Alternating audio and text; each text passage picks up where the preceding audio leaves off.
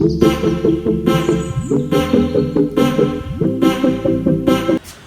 दोस्तों, मैं अमरदीप कादियान। नमस्ते, प्रणाम, सलाम वालेकुम, सत श्री अकाल, जय मसीह की, राम राम जी, जय माता की।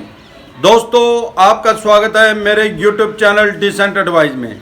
दोस्तों, आज हम बात करेंगे, आपके पास कोई लीगल नोटिस आ गया है किसी भी बैंक के एनबीएफसी कंपनी की, अगर आपकी ईएमआई बाउंस हो गई है, आपसे कोई किस्त डिफॉल्ट हो गई है, 2-3 हो गई है, 1 हो गई है या 5-7 हो गई है, तो बैंक के एनबीएफसी कंपनी ने आपके पास कोई लीगल नोटिस भेजा है, तो उससे आप किस तरह से अपना बचाव कर सकते हैं। आपको ज्यादा मानसिक परेशानी लेने की जरूरत नहीं है। यह कानूनी प्रक्रिया का एक पार्ट है। ये ऐसा नहीं है कि लीगल नोटिस आ गया तो आपको तुरंत प्रभाव से पुलिस पकड़ लेगी।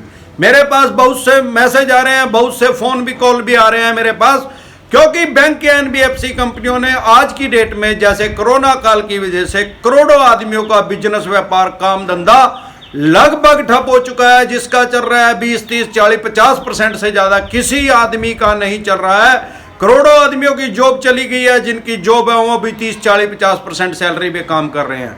दिक्कत परेशानी कहाँ है कि जो भी बैंक से एनबीएफसी कंपनियों से लोगों ने लोन ले रखा है, वो किस्त उतनी ही मांग रहे हैं, वो किस्त को उसको रिस्ट्रक्चर भी नहीं कर रहे हैं और उसको कम भी नहीं कर रहे हैं। अब उसकी वजह से क्या हो रहा है, लोगों से किस्त नहीं पे करी जा रही है। करोड़ों आदमियों को आज की डेट में इतनी दिक्कत है कि उनसे अपना रसोई का खर्च भी नहीं चल पा रहा है, तो वो ईएमआई कहां से पे करेंगे।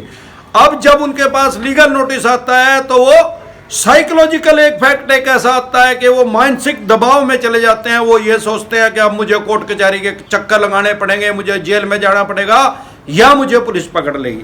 सबसे पहली बात तो यह है कि जो बैंक के एनबीएफसी कंपनी ने, जैसे ही आपका लोन की डिफॉल्ट होती है, ईएमआई बाउंस होती है, तो आपके पास फोन आने शुरू हो जाते हैं। उसके पास बाद जो बैंकों और एनबीएफसी कंपनियों वालों ने रिकवरी एजेंट रखे हुए हैं, वो उनको आपके पीछे लगा देते हैं। इसमें 99% चवन्नी छाप रिकवरी एजेंट है, जो लोगों को रास करते हैं, परेशान करते हैं, गाली गलौज करते हैं, अपशब्द बोलते हैं लोगों को।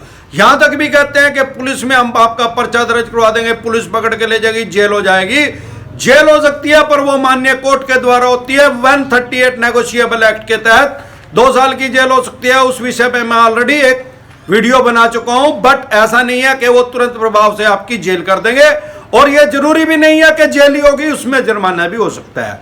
अब सवाल यह आता है कि क्या आपके ऊपर जो लीगल नोटिस आ गया है, पहली बात तो ये लीगल नोटिस है क्या?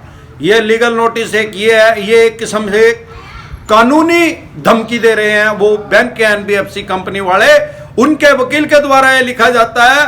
तो ये जो उनका वकील है, उन्होंने इसको परमानेंट रखा हुआ है, सैलरी पे रखा हुआ है। वो एक आदमी को नहीं दे रहा। अगर आप डिस्ट्रिक्ट में किसी में भी रहते हैं, वो हजारों आदमियों को ये ऐसे नोटिस इशू कर रहे हैं, क्योंकि उसमें सब में एक ही बात होती है, सिर्फ नाम पता, और उसमें अमाउंट अलग अलग होता है, बाकी सारा परफॉर्मा सारा लगभग एक जैसा ही होता है। अगर आपके पास लीगल नोटिस आ गया, इसका मतलब ये नहीं है कि आपका किसी भी थाने या चौकी में आपका पर्चा दर्ज हो जाएगा।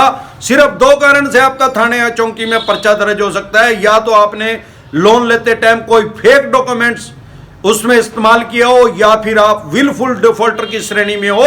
विलफुल डिफॉल्टर मीन्स मतलब आप ऑडी Q7 में घूम रहे हो, जो कि 70 लाख रुपए की आती है टॉप मॉडल, और आपने किसी बैंक एनबीएफसी कंपनी का 1.5-2-3 लाख रुपए देना, आप वो दे नहीं रहे हो, तो भी आपके खिलाफ पर्चा दर्ज हो सकता है। लेकिन करोड़ों आदमी ऐसे हैं जो आज Q7 में नहीं घूम रहे हैं और ना ही उन्होंने कोई फेक डॉक्यूमेंट्स दिए हैं। तो अगर आप इस श्रेणी, इन दोनों कैटेगरी में नहीं है, इस श्रेणी में नहीं है, तो आपका किसी भी थाने या चौकी में, सारे देश के किसी भी कोने में पर्चा दर्ज नहीं हो सकता। लीगल नोटिस का मतलब यह है कि वो आपको कानूनी रूप से धमकी दे रहे हैं। अगर मेरी सलाह है, अगर आपके पास पैसा है तो आप उसको पे कर दीजिए। आपके पास कुछ कम पैसा है, आप बैंक के एनबीएफसी कंपनी के ब्रांच हेड से मिलिए, उससे बात कीजिए, अपनी समस्या को बताइए उसको, और जो उन्होंने आज ज्यादातर प्लंटियां इतनी लगा रखी हैं उसके बारे में भी उनसे डिस्कस कीजिए। उनको बताइए कि इतनी ज्यादा प्लंटी मैं नहीं पे कर सकता हूं, तो 99% चांस है कि वो उसको आपकी कम कर देंगे।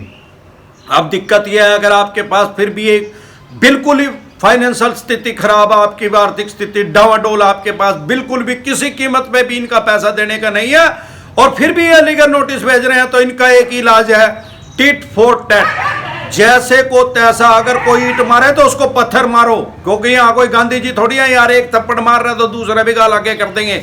इनका इलाज सबसे शांत तरीका मैं आपको बताता हूं इनका क्या इलाज है।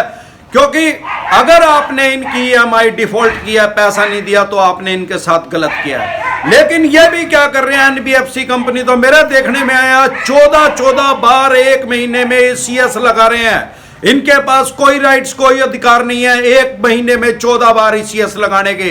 और लगभग सभी कंपनियों ने या बैंकों ने, मैं देख रहा हूं 3, 4, 5 बार तो सब नहीं लगा रखे हैं। अगर किसी का 14 बार ECS लगाया जाता है तो 14 बार वो पेनल्टी लेते हैं और 14 बार बाउंस चार्जेस लग जाते हैं। उसको हजारों रुपए इस चीज के इन्होंने उसको जोड़ के दे दिए हैं। अगर आपके पास पैसा नहीं है तो आपको मैं सिंपल फार्मूला बताता हूं इनके, इससे आपका 100% बचाव का। आप क्या कीजिए, उस बैंक के NBFC कंपनी में जाइए और अपने लोन की स्टेटमेंट निकलवाइए। उसको बोलिए कि भैया मैं पैसे भर दूंगा, मेरे को स्टेटमेंट दे दो। अब वो स्टेटमेंट देंगे, उसमें आपको पता लग जाएगा इन्होंने कितने चार्जेस आपके ऊपर लगाए हैं। फिर अगर आपका किसी NBFC कंपनी में अकाउंट है तो NBFC कंपनी में आपका लोन है तो NBFC कंपनी के पास अकाउंट खोलने की पावर नहीं है। आपने किसी बैंक का उसको चेक दे रखा होगा, ECS लगवा रखा होगा या NACH लगवा रखा होगा। अब अपने बैंक में जाइए और वहां से अपनी स्टेटमेंट निकलवाइए।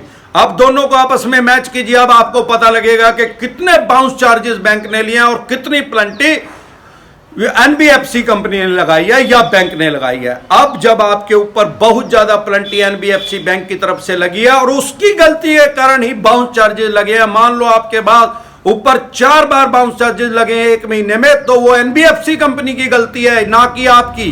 क्योंकि अगर आपका एक बार चेक बाउंस हो गया, उसके बाद आपके कंसेंट से दोबारा EMI का वो ECS उनको लगाना चाहिए था, आपसे फोन पे बात करनी चाहिए, कोऑर्डिनेट करना चाहिए था आपसे। आप जब उसको बोलते हैं हाँ भाई अब लगा दो, तो वो दूसरी तीसरी बार लगा सकते हैं। अदरवाइज ये 5-5, 6-6 बार अगर ये लगा चुके हैं तो आपको सिर्फ अपनी स्टेटमेंट वहां से लोन की निकलवानी है और इधर से अपनी बैंक स्टेटमेंट निकलवानी है। जिनका दोनों का डिफरेंस देखना है आपको, कितना लॉस इस NBFC या बैंक के कारण हो चुका है।